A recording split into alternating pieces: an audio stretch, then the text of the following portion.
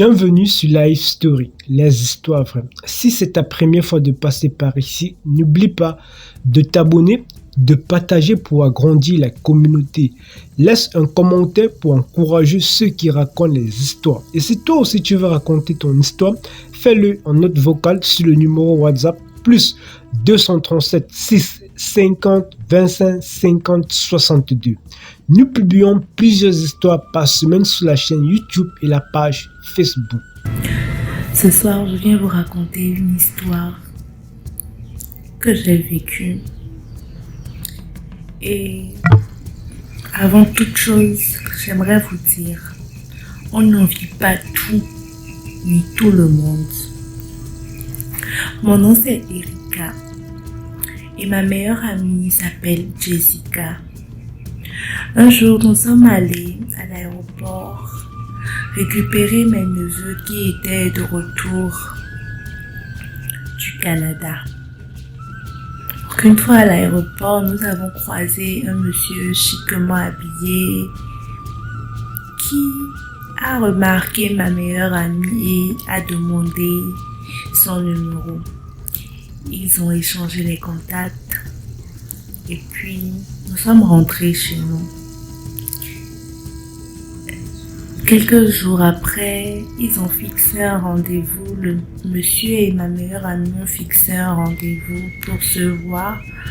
Donc je suis allée voir ma pote et je lui ai demandé, est-ce que toi tu iras à ce rendez-vous? Elle m'a dit non, qu'elle ira d'abord voir son petit ami à elle avant de venir voir le monsieur. Donc moi je suis passée par derrière. J'ai pris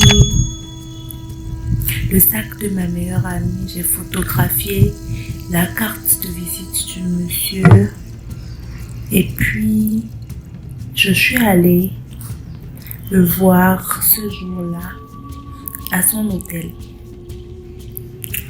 C'est là, les agents d'accueil l'ont appelé, lui ont dit que mon ami était là. Or, c'était moi qui était venue. Je suis montée dans la chambre et il était choqué de me voir. Il m'a tout de suite dit que non, que ce n'est pas moi qu'il voulait et que c'était ma meilleure pote qu'il voulait voir. Je lui ai expliqué que ma meilleure amie était en couple et que moi je pouvais satisfaire ses besoins.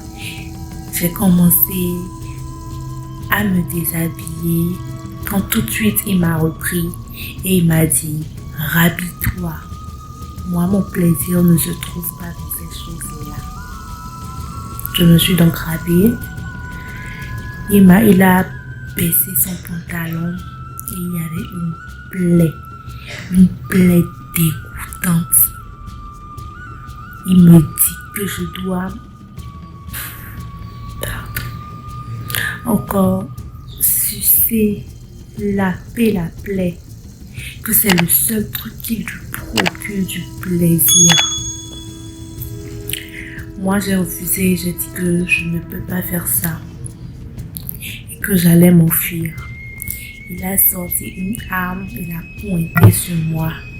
Il m'a dit que si j'essayais de sortir, que j'allais regretter. J'ai donc pris mon courage à deux mains et puis j'ai lavé la plaie. Je suis ressortie de l'hôtel. Ma meilleure amie m'a appelée, m'a dit qu'elle allait voir le monsieur et je lui ai dit de ne pas y aller. Qu'on se retrouve dans un maquis de la place et puis on s'est retrouvés. Quand on s'est retrouvés, j'avais commencé à avoir mal au ventre. J'ai gonflé de partout. Mon ventre, mes pieds, mais mon corps lui-même était tout maigrelé. J'avais fondu. En quelques jours seulement, on m'a amené à l'hôpital.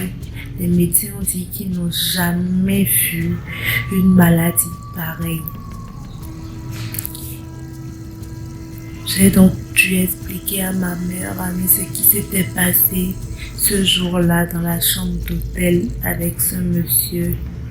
Elle a informé mes parents qui m'ont conduit dans un village où je reçois encore les soins actuellement. La morale de l'histoire, il ne faut jamais envier les autres.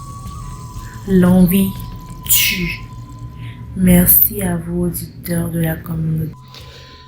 Merci d'avoir suivi l'histoire. Je vous prie de partager au maximum pour sensibiliser un grand nombre de personnes. Et à très bientôt sur Life Story pour une nouvelle histoire.